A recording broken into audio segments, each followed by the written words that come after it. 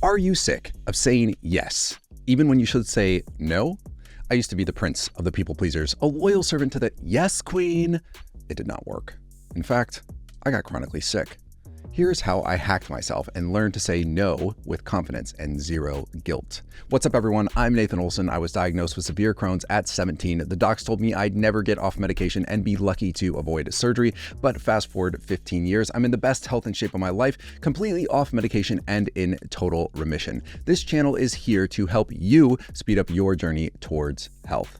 I was raised in a conservative Christian environment. Think good people, where traits like kindness, generosity, love, going out of your way to help other people were celebrated. Now, obviously, this isn't reserved just for the Christians. There's plenty of people out there that are trying to be good people. And my guess is that if you have people-pleasing tendencies or difficulty saying no, you're raised in one of two camps. Either a camp like me, where being a good person was celebrated, or the completely opposite direction, where you saw the selfishness and the darkness and the manipulativeness, and you were like, I do not want to be like those people. I'm going to be a good person. Nothing wrong with that. Trying to be a good person is a very noble goal. We need more good people in the world. The problem for me came in the way that I was taught selfishness and what the definition of selfishness was. What I was taught was that if I ever put my needs above another person, then I am being selfish. So I always must put the other person's needs and wants and desires above my own, or else I'm being selfish. Clearly, you could see how this could create a difficulty saying no, because when you say no to someone else, you are in fact putting your needs, your desires above theirs. They want you to do something and you're saying no for whatever reason. If you think that that is selfish and you're trying to be a good person, obviously you don't want to be selfish, so you don't say no. This strategy works until it doesn't. And the common thread I see with all the people pleasers, including myself, is most of us wait until we are forced to slow down. We say yes, and we say yes, and we say yes, and we say yes, until we are so burnt out and so exhausted, and something major happens in our life to stop us and force us to say no. In my case, this was a chronic illness. I was so sick. I was hospitalized. I couldn't get off the couch. I had to quit my job. I just had to vacate my life entirely because I literally couldn't get out of bed. There was no way for me to say yes anymore. I was forced to say no. Not a very great spot to be. Obviously, we don't want to give the people we love our last dregs, so we need to redefine selfishness. But how do we do that? Two things I want to present to you. The first is a beautiful story I heard from a therapist that really describes a concept that I love, and that is short-term empathy versus long-term empathy. So there's these two clients he had, and they were both in very, very similar circumstances. And this was about 10 years after all of this happened. They grew up in toxic, not very healthy homes. The parents were there, but emotionally absent. They weren't doing parenting. So they ended up pretty much raising their siblings. But then they got to 18 years old and they had a decision to make. Do I stay here and provide for my family and raise my siblings? Or do I pursue my own dreams and go off to college and get a degree and get a good job and then maybe come back and provide for my family in that way? And they both chose different things. The first chose to stay home. They got a job for about $30K a year, pretty much minimum wage, and they raised their siblings. The second, though, went off to college, worked their butt off, and got a multiple six-figure job. And the results 10 years later were really interesting. So the first was pretty much in the same spot. They were still making about $30K a year. The family dynamic hadn't really changed. There hadn't been a whole lot of healing or breakthrough that happened. And things were just pretty much the same. They were still in survival mode. They were just barely getting by. But the second, who went off to college, was making multiple six figures and was able to come back and provide for his family in a very, very substantial way, and also be a role model for his siblings of, hey, look, you don't have to live in the survival mode. You can break out. You can break the pattern. You can do what you want to do and follow your own mission and passion and purpose. And also, while you're doing that, look how much you can provide and change and help the other people around you. Now, I'm sure when this person made the decision to go to college, a lot of people around them did not like that. I'm sure a lot of people called them selfish. I'm sure a lot of people said, wow, I cannot believe you are abandoning your family. I cannot believe you're doing this. I cannot believe you're being so selfish that when your family needs you, you're leaving. Obviously, I don't know these exact people personally, but I'm sure things like that were said. The other person was probably celebrated. Wow, you're so amazing that you're staying home and taking care of your kids instead of doing what you want to do. That's so beautiful. That's so wonderful. Now, I'm not saying that one choice is right and the other choice is wrong, but many times, if we actually want to help people, we need to lean into long-term empathy and avoid short-term empathy. The problem is short-term empathy looks good on the surface. It's easier. And if we have people-pleasing tendencies already, we don't want to cause conflict. We want to get people out of pain as fast as possible. So we do anything we can to remedy the situation, to say yes, to bend over backwards, to try and help. And what we need to realize is a lot of times that short-term empathy isn't actually helping.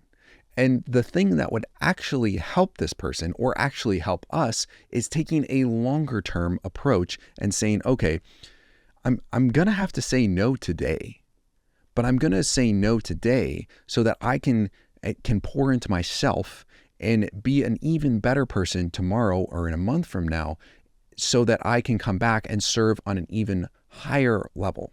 And this brings me into the second piece, which is this idea of filling up your own cup. You may have heard this before, but I believe we have like an energy pool or reserve or whatever you want to call it. And that is our cup for an easy example. And what happens is we have energy in our cup. And what most people do, what I used to do, is I never could say no. So I was pouring a little bit into my cup. Like I was doing some fun things for myself. I was taking care of myself. I was sometimes working out. I was sometimes getting good sleep. So I was pouring a little bit into my cup, right?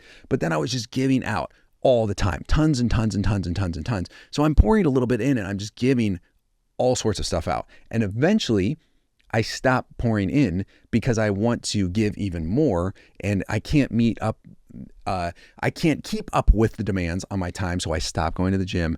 I stop getting good sleep. I stop doing my meditation. I stop doing things that are actually fun because I need to be good. I need to help other people. I need to be a servant-hearted person. And I just give and give and give and give and give and stop giving to myself at all. And eventually my cup runs totally dry. And this is when we run into problems. This is when we run into things like chronic illness. This is when people get really depressed. This is when people get super burnt out. And I'm not saying that's always the cause of these conditions, but it can be something that leads to that place where you're just giving and giving and giving and you can't say no. And eventually you reach a point, because you're not a robot, you are not in fact a machine, you will eventually reach a point where you cannot give anymore. So we need to take this idea of long-term empathy and realize that if we actually want to help people, like if that is our actual goal, then we need to pour into ourselves. And that changed the game for me. That revolutionized things when I realized, wait a second, not taking care of myself is actually the selfish thing to do. Because at some point, my cup is going to be so empty. I'm going to be so burnt out that I literally need other people to pour into me just to function. Not that there's anything wrong with other people giving to you. That's a wonderful thing, and you should allow other people to give to you. But running yourself ragged, giving to other people just so other people have to come pick you up off the ground because you're so destitute of any energy and your cup is so dry that you need them to pour into you isn't a good result. We just have a bunch of people running around trying to do good to each other, and they're all running around with empty cups begging for someone to pour energy into their own cup so that they can go give it to someone else. Why don't we pause for a second, take a breather, and learn how to replenish our own cups. Oh, revolutionary idea, Nate. Wow. I'm so glad I'm listening to this YouTube video. That is just such brilliant. Okay, thank you. I appreciate that. But how do we do that? How do we fill up our own cups?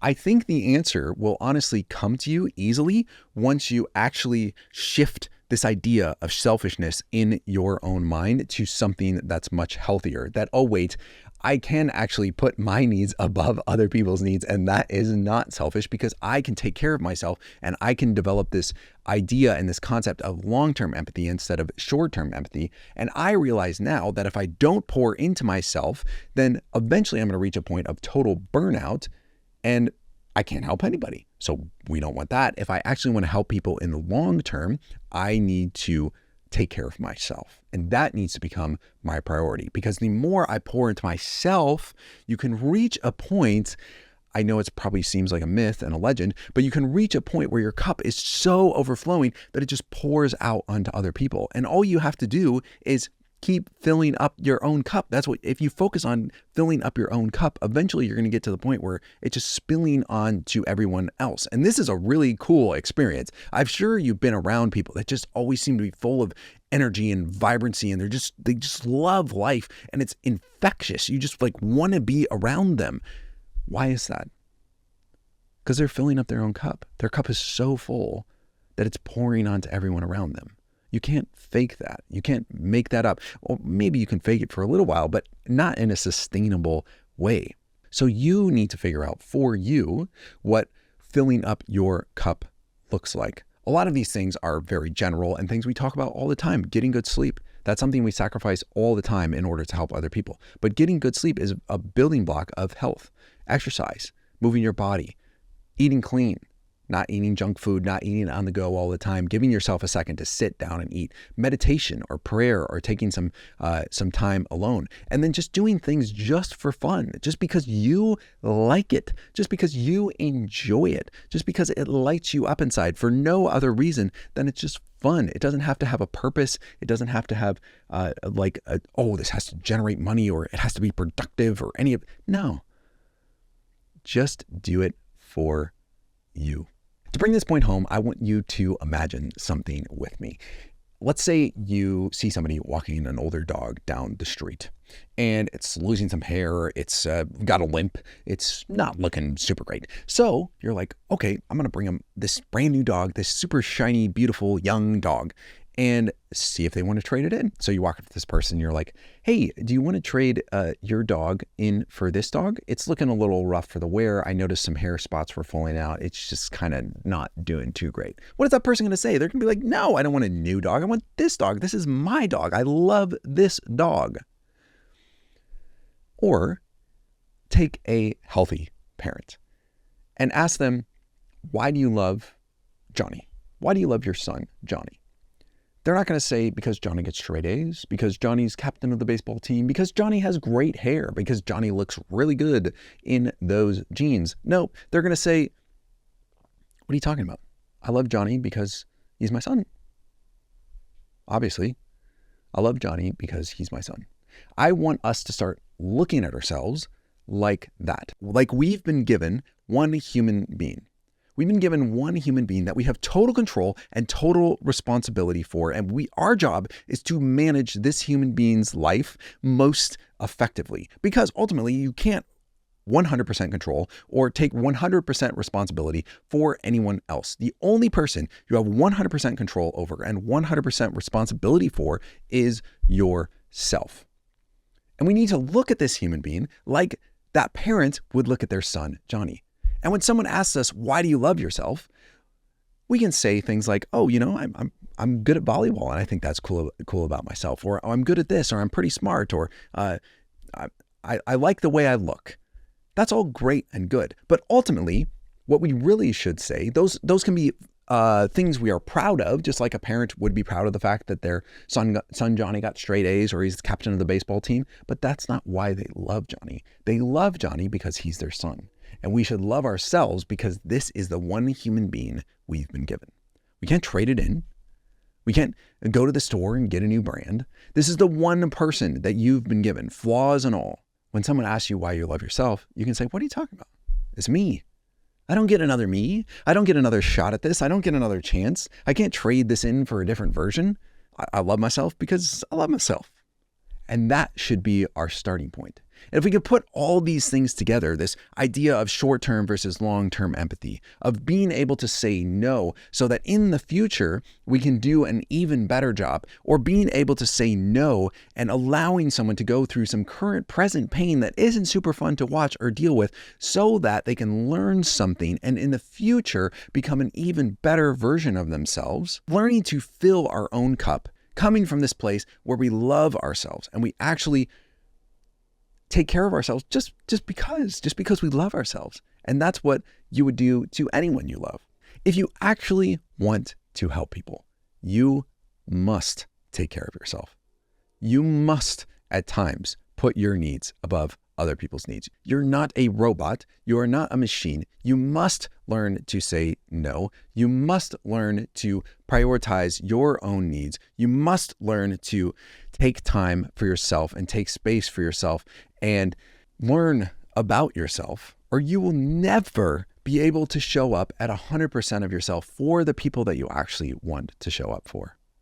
And that, in my opinion, neglecting yourself, not taking care of yourself, pushing yourself past your limit constantly to give and give and give until you totally burn out is the more selfish thing to do. That is the thing that may look good in the moment, may feel good in the moment, but won't actually produce long-term happiness for you or for anyone else around you. If you're like, okay, Nate, I'm in. I want to learn how to fill my own cup, but I don't know where to start. I just released a video here that you can check out on helping you with fatigue, helping you get your energy back, and some of the things that I learned on my journey with chronic illness. Thank you so much for watching, and we'll see you next time.